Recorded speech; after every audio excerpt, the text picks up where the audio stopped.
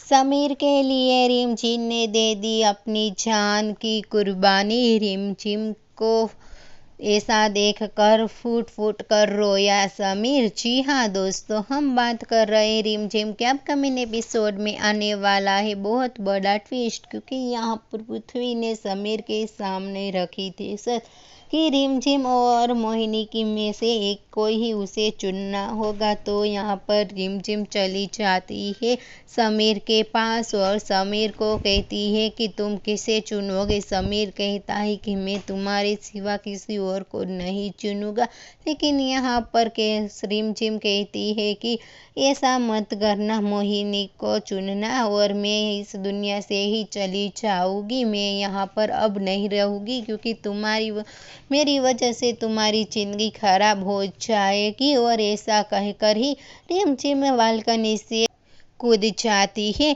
अब यहाँ पर ये देखना इंटरेस्टिंग होने वाला है, क्या यहाँ पर समीर बचा पाएगा रिमझिम को। वेल, जो भी होगा उसकी अपडेट हम आपको देते रहेंगे। के लिए तो इतना ही, और ऐसी ही अपडेट देखने के लिए हमारी चैनल को सब्सक्राइब करना मत भूलिएगा। Thank you.